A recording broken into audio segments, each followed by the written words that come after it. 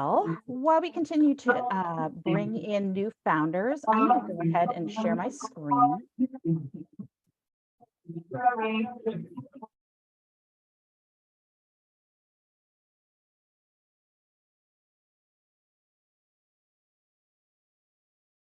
All righty, I'm going to just kick things off with thanks for being here on a Friday before a holiday weekend. I hope you all have fun plans for the long weekend.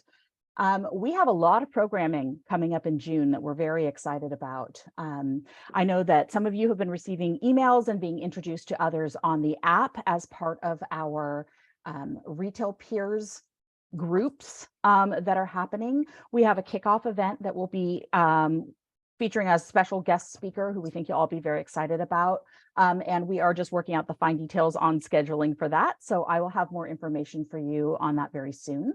On June 2nd, we are going to be joined by a really amazing brand attorney who's going to talk about protecting your intellectual and business details so that you are all set up for success. We're going to be joined by a really great speaker to talk about researching your market to aid as you scale from 6 to 7 figures on June 7th. And then on June 9th and June 16th, we're going to be joined by WeFunder and Republic. So we've got a little bit of a crowdfunding, fundraising kind of theme happening in June. And then on June 23rd, we're going to do another back-to-back session. We'll have our Founder Friday coffee, followed by a fabulous presentation and Ask Me Anything with Timothy Simmons, who is a brand design expert and can really help answer any questions about marketing or design that you may have. And so we're really excited to bring you that.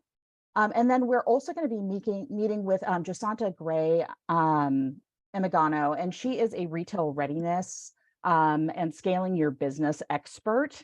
And she has done some amazing work with some amazing brands. So we are really excited to have that presentation. This last month, we've had a lot of programming as well. And so we have the recording from our conversation with Daryl Frater, and that is about the Visionaries Accelerator. That application actually closes on May 29th. So I'm going to post in the community a little bit later today with a link to that video. So if you are interested and you missed his session, I definitely recommend giving that a view and getting that application in by the 29th. We also got to meet with Zuby Olin, who did a whole presentation on how to access federal and state funding for your business. Zuby does have some limited office hours available to advise our founders. So if you are interested in that topic in particular, please go ahead and reach out to us at Founders, and we will get you over to the Calendly link so you can book a session with Zuby. We also had our team from Spate come to visit. They were sharing some of the new TikTok analytics that are available on the platform. For those of you who are new to the community, first of all, welcome. And second of all, if you have not yet received your Spate login, I am doing one final swoop for May. And so I will send those logins over this afternoon as soon as they're generated by the team over at Spate. And then today, as I mentioned, we have the Harlem Business Alliance presentation. So I will get that replay up immediately after, or probably within an hour or so after the conclusion of the presentation. So we are really looking forward to being able to get you all that information about these amazing opportunities. Okay. And as I mentioned earlier, we've started the process of introducing our retail peer groups to each other. And if you have not yet had the opportunity to sign up, or if this is something that you're curious about, go ahead and fill out the interest form. It's linked in our link tree, and it's also this little QR code, so you can shoot that with your phone if that's helpful to you. And we will get you matched up. And as I mentioned, we'll have a kickoff event coming very soon. And I see that Kendra just joined the call. Welcome, Kendra. Hi, guys. Happy Friday. Happy Friday. Thank you. So I am just, I have just talked about our programming and talked about the retail peer groups. I didn't know if you wanted to jump in, Kendra, and give some highlights of what's been going on in May. Absolutely. Thank you, Jenny. Hey, Yumi, happy Friday. I'm going to go ahead and just, because I don't know if I actually created the full-on slide for the May thing. So you might be just a little extemporaneous right now, Kendra. Do you want me to stop sharing and you can just talk to the folks? Well, then I'm probably not the best person to do that, Jenny. I'm okay. sorry. Okay. I can open the app and we can read a long time for May. No worries. No worries. No. So I did want to say thank you to all of the founders who have stepped up and responded so quickly and thoroughly to the interest surveys that we've been sending out as part of our newsletters and as one-off emails. That data that you're providing to us is so helpful as we have these conversations with possible partners that are coming in to support the Founder Studio, that are working with us on Founders House, and are, potentially part of some bigger initiatives later in the year. So I just wanted, again, to say thank you. We really appreciate you taking the time to help us gather that data. Jenny, now I can talk about data if you want me to further expand there. I would love that. So, and you guys know, when we talked about the economic advancement report, so much of it is that we want to show that when you invest and support Black founders, we drive economic impact, we drive revenue, and we ultimately are players in this space that will drive returns on our businesses.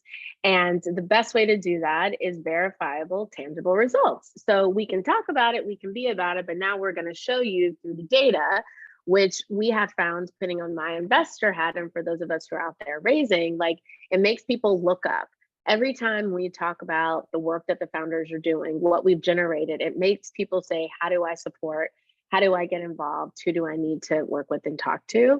And so everything that we do, from talking to Amazon to talking to JP Morgan, like, we are trying to show them why they should continue to support you all, not just in terms of events, which we love events, but also through monetary opportunities and grants and pitch competitions and things like that. And so on the banking front, we have been talking to all of the banks.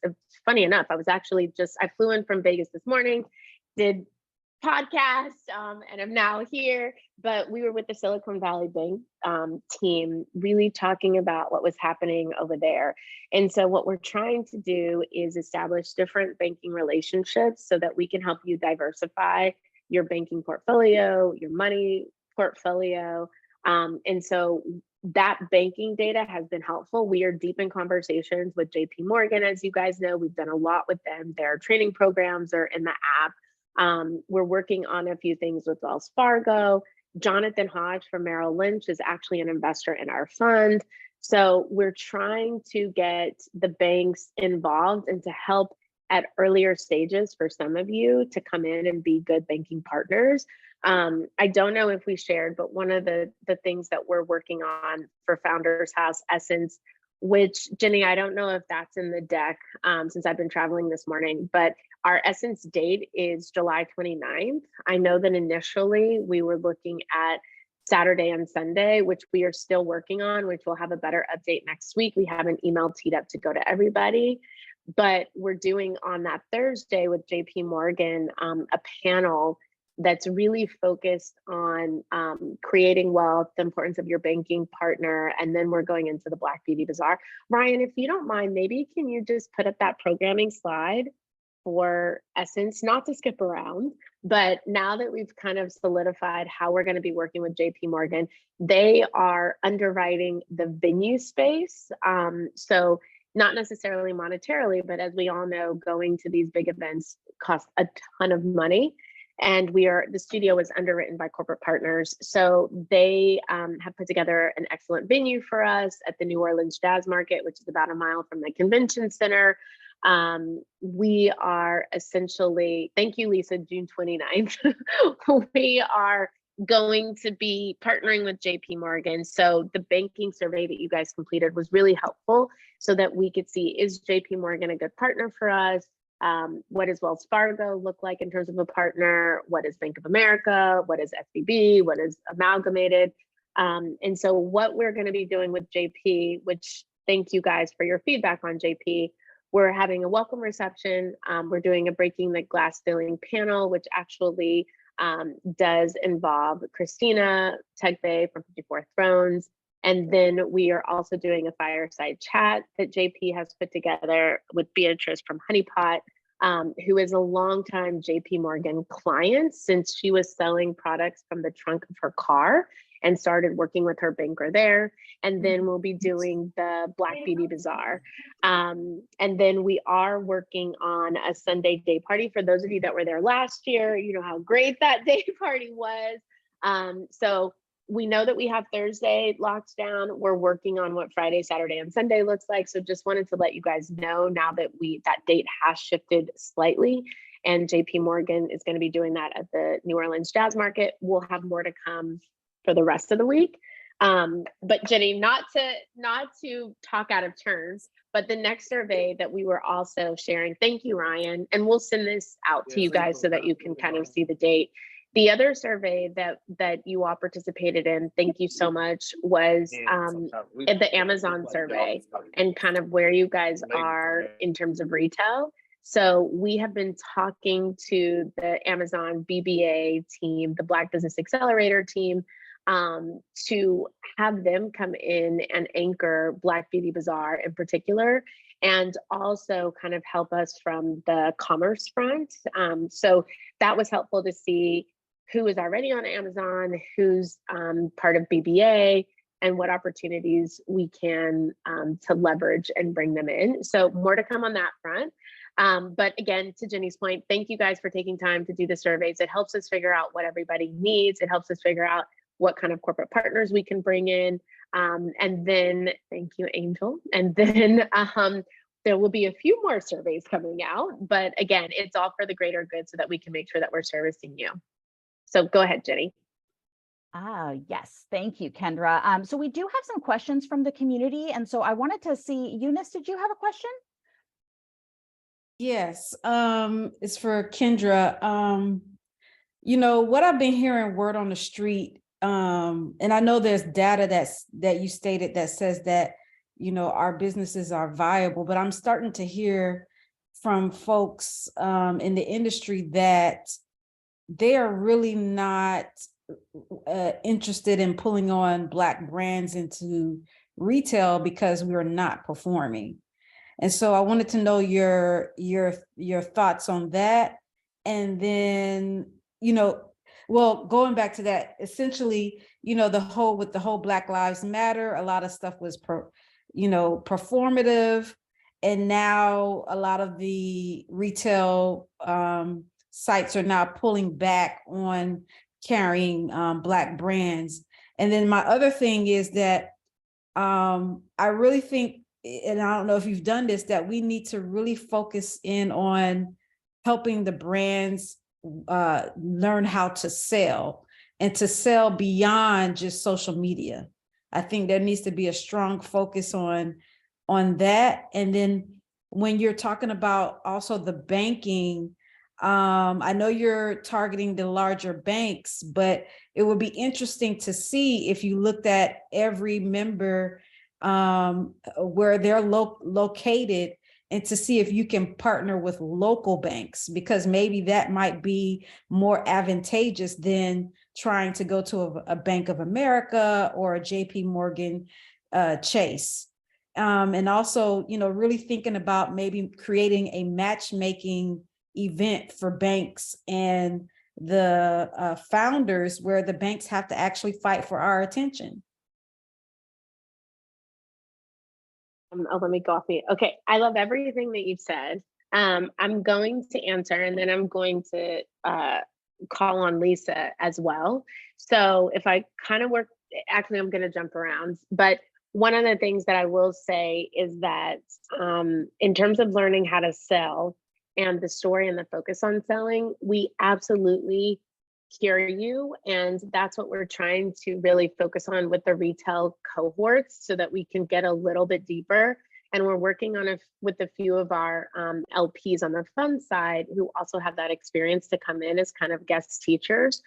I know we've been working to have, of course, a lot of you are part of the Macy's program, like having them come in. How do you sell? How do you do it more efficiently? We did the W Marketplace, which also I think has a few more tools. We are working with Leslie from the Black Beauty Collective. She also has more tools to help with just the fundamental aspects of selling. We are preparing to launch a partnership with TikTok Shop. I know you mentioned the social media aspect of it, but some of the core tenets of selling through social media are also what retailers are looking for in terms of evaluating going into the retail doors, because they want to see how you're also going to amplify the relationship. You know, when we look at Amazon and our conversations there on the business development side, they look at how are brands actually driving consumers into Amazon as a metric for the algorithm and how they put more into brands in terms of the support. So to your point, there's all these different nuances and trying to stack it, because, you know, we're not going to be able to solve it all in a small amount of time. It's going to be, how do we gather the information? How do we go into our groups? And how do we make sure that we're constantly learning what's happening in retail, right? And we also, Jenny and Ryan and I were talking about, and Lisa, we're talking about even bringing in, you know, we had 3 founders participate in the Ulta Innovation Day as speakers, like bringing them in. We've heard from you guys that you like that peer-to-peer kind of understanding of how retail works.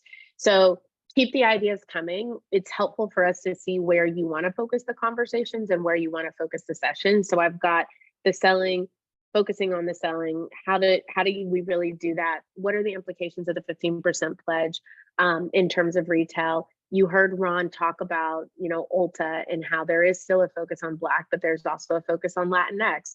I'm having a meeting with the Latinx firm because I want to hear out of Miami, who does a lot of retail. I want to hear what they're hearing from their perspective, since we are so rooted in designs for Black founders, so that we can be prepared if the tide, to your point, is shifting in a way that's going to negatively impact us. I still don't believe that all brands should be in retail. And I think that the benefit of the 15% pledge is that it has opened doors for us, but I still don't think that everyone is meant to be there, depending upon where their brands are, because it could be more hurtful. And I think that we do have to talk about that in terms of what it individually, what's the best thing for your brand, and is that the best place for it? So we'll take all of that. In terms of the banks, so what we also did with that survey was we looked at some of the local banks that you all are talking to. We're actually working with Talisha, who's the executive vice president at the U.S. Black Chamber of Commerce, who is working with us to navigate those relationships, because they actually work with the local banks. The other thing that's interesting is that Wells Fargo actually has a pool of money where they invest in local banks and make connections to local banks to founders like ourselves. So I'm so happy that you brought that up. It's a little different navigating, which is why we're working with the U.S. Black Chamber of Commerce. Jenny, we'll send information on you guys about that. They have a big national conference coming up in DC, but we'll definitely keep you posted. We're starting with the list of banks that were included in that survey as what we provided to the chamber to help us get those introductions on a local level. So hear you. Thank you for bringing that up. And then in terms of the matchmaking, we can absolutely look at that. And then Lisa, I want to stop talking and answering the questions and let you talk a little bit about what you're also seeing on the data front, because that's why the data piece is so important, that people can say that maybe we're not driving impact, but the data shows otherwise. So Lisa, I want to stop and let you jump in. Oh, thanks, Kendra. Hi, everybody. Happy Friday before Memorial Day. And for those of you whose families have served, we just want to tell you how much we appreciate your service and theirs. So I'm going to talk super quickly about the data. I think I know what you want me to mention, Fearless Leader, but if I miss something, point me. And then I'd like to talk about some of the banking alternatives that have come to us as potential opportunities. So on the data front, one of the things that is true about the competitive landscapes that Ryan Pierce and I do all the time, assessing the performance of Black companies across the beauty and wellness space, is that Black-led companies, is that there is almost never enough data about our community because there are so few in the venture databases, so few of us who get funded. However, if we expand it to BIPOC, what we can tell is that the exits for BIPOC-led companies in color cosmetics, in hair, in facial skincare, and in skincare overall tend to outperform by about 1 point over the average. So if the average company sells or takes a big acquisition at 2 times their last 12 months of revenue, the average BIPOC-led company will take the investment or sell at 3 times or 3x, so 1 point higher, the last 12 months trailing revenue. That doesn't necessarily help us run our companies day to day when we're just starting out, but hopefully it can be an inspiration. I think that when it comes down to the issue of how to get the working capital to grow companies, one of the things that we've started looking at is who can look at our businesses and make it less expensive for us to get that working capital. So some companies will buy purchase orders. There are all kinds of complicated ways to do that, but we're looking at one company in particular that will buy purchase orders for the cost of 3% of the purchase order, and just buy it outright. And so we are developing a process whereby companies doing, and I know this is large, but companies doing $100,000 or more in revenue could, on an annualized basis, could potentially get pre-qualified for selling their purchase orders. I'm going to stop there and ask Kendra, was there other data you wanted me to talk about? Lisa Stone, co-founder, that's exactly it. And Lisa and Ryan spend so much time looking at the data.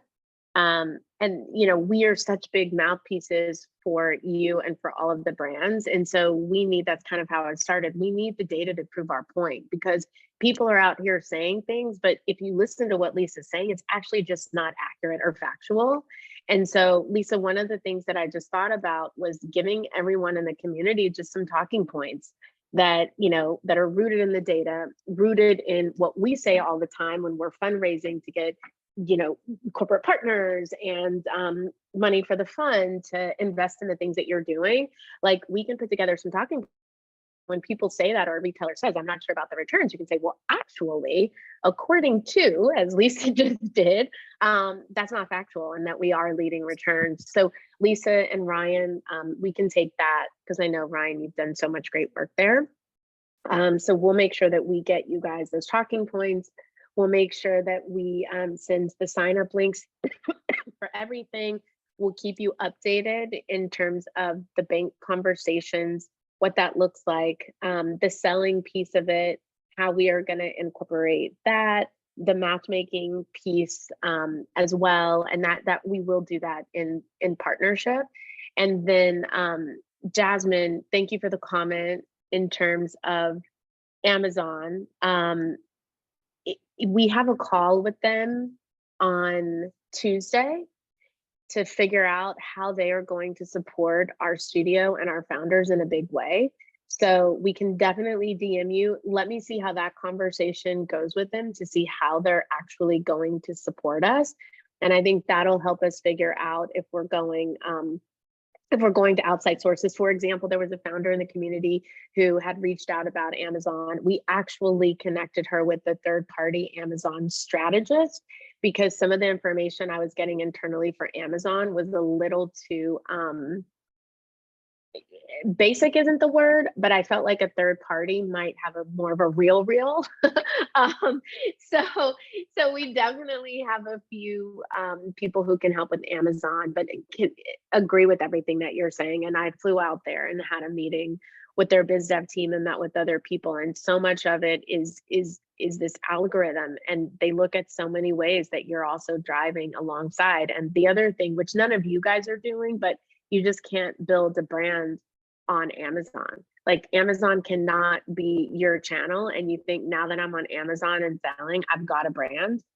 That's not how it works. And Amazon, as you all know, as you start getting your ASINs up there and people are undercutting your prices on your own products, like, you have to have a strategy in place. So Jenny, Ryan, let's make a note about Amazon. That's on me. Taya and I had that call Tuesday. We'll let everyone in the community know how we're going to be moving forward with them.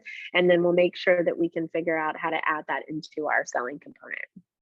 Thank you, Kendra. That's so great. We did have a question from Dr. Ann, so I'm going to grab that question really quick, and then we'll finish out the rest, including our beauty buzz with Blake. Before oh my gosh, Blake, sorry, I was talking so much. Okay, no, go, it's Jenny. great. It's okay. It's okay. I'm just taking it all in too. I'm learning too. Yeah. So, Dr. Ann, did you want to ask your question really quick before we move on? Oh, you're on mute.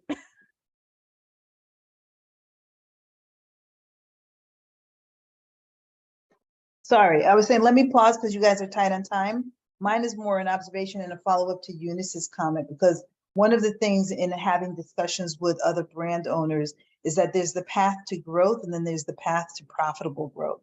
And so I think that what we have to do is really start to think strategically about the difference between the two, and that growing fast may not always be the best option if you want to grow profitably, but to have some models and ideas in terms of how to do this in this industry in particular. So I think it's a larger conversation, but I think hearing people, I hear like, I want to grow, I want to have money, I want to do this, but no one's really kind of talking about the path to profitability. And I think that that's where we really need to keep our North Star.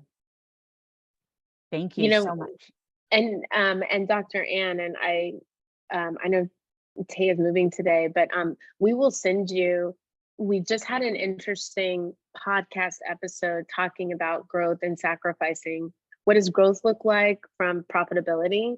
And it's fascinating because the story of the brand that did it talked about that and gave some tips.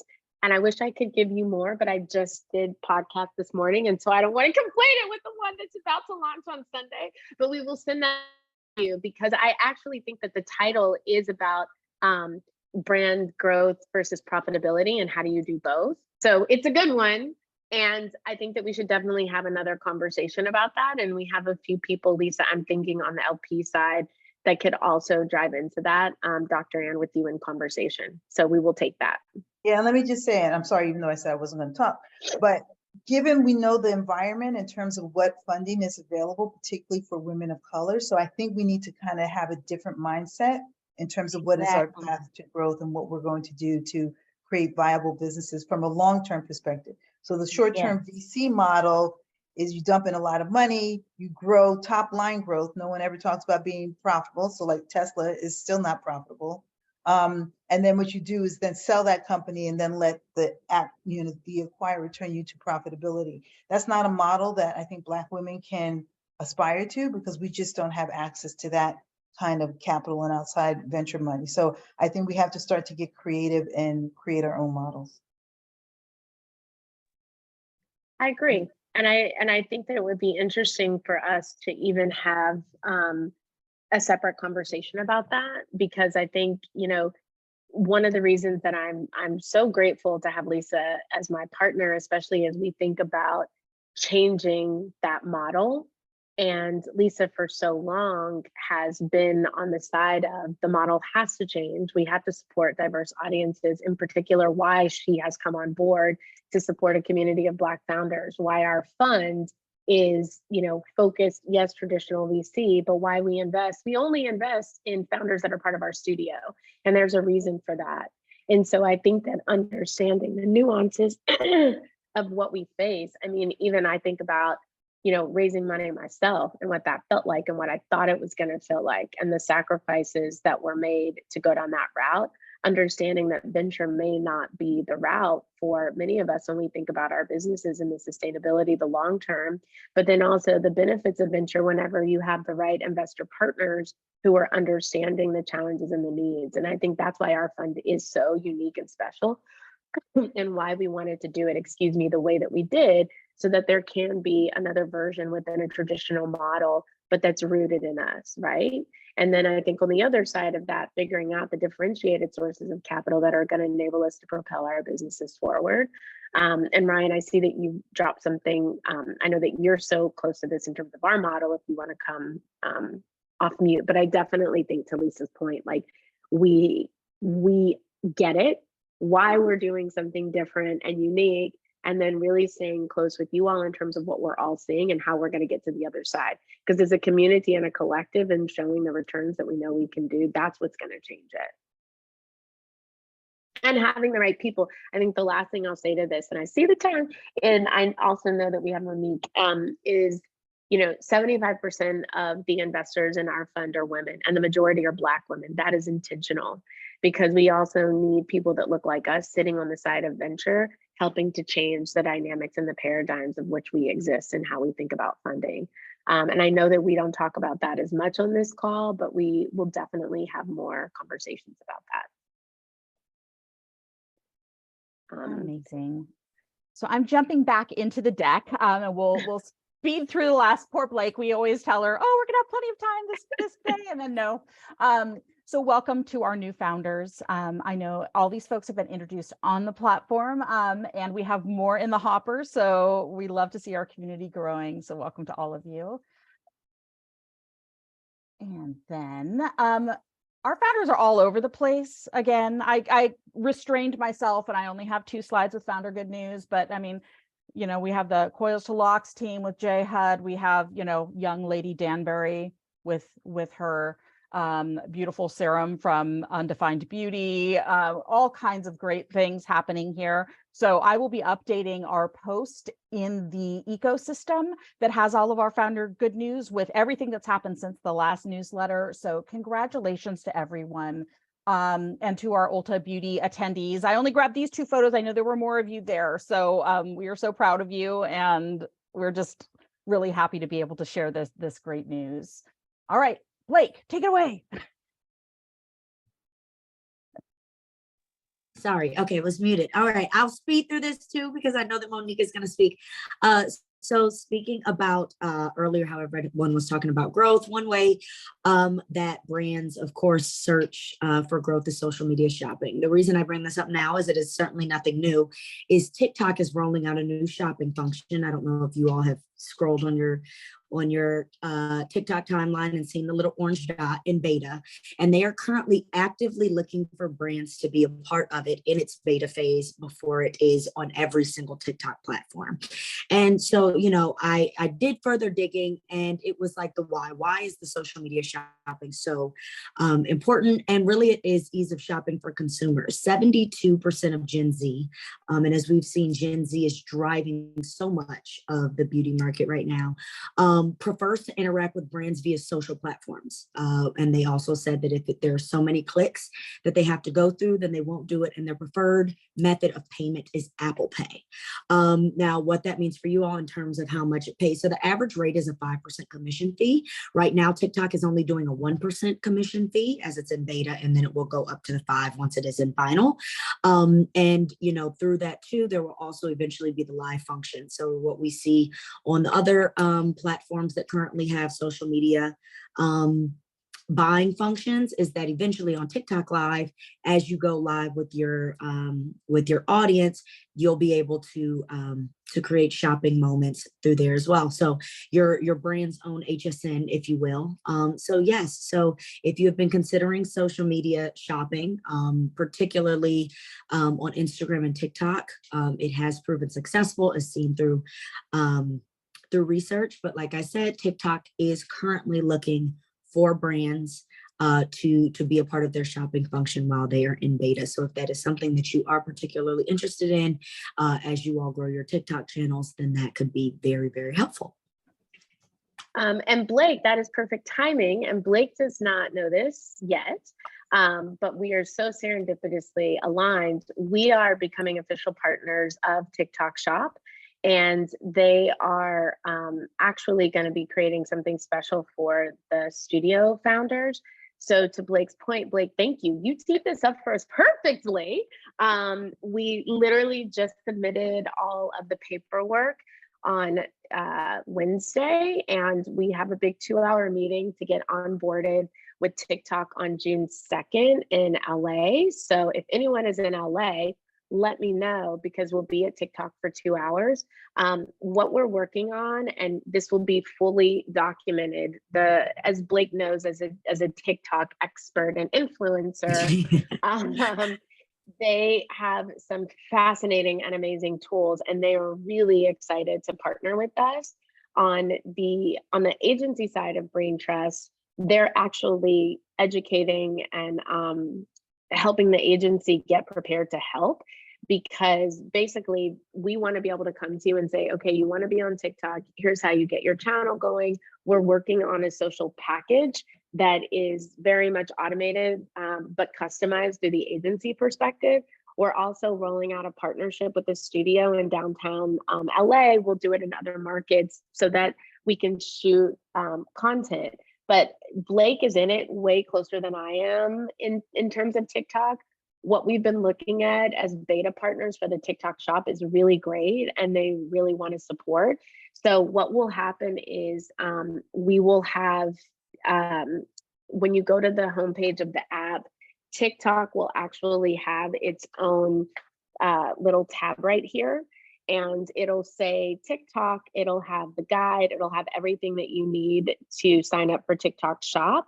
And then there'll be some training manuals. And then if you want support, it is not required. If you want support from Brain Trust Agency, they're working on some turnkey packages to help you get started on TikTok. But I am super excited about it. And from a Talk Shop Live perspective, TikTok also has a live shopping partner. So for those of you that were participating in Talk Shop Live, we're also talking about creating a way to do the live shopping that also lives within your TikTok shop. Blake, keep me honest here because of the terminology, but that's what TikTok is going to come and train us on. And that's why we're spending all this time with them, so that we can be good partners. But if you are interested in the shop, go through the studio. It will be seamless. You'll have the support that you need. If you are in LA on June 2nd between 11 and 1 p.m. and you want to come over to TikTok, I will talk to them, Ryan, because I don't see my Taya. We will see if we can add some extra time for like a tour or something else, but just let us know how many LA-based people are here. June 2nd, 11 to 1, TikTok shop, go through the studio. You'll see the tab, you'll see the modules, you'll see everything that you need to get on there. And if you need social help, that we're going to be rolling that out at the top of June when we announce the TikTok partnership as well. So thank you, Blake.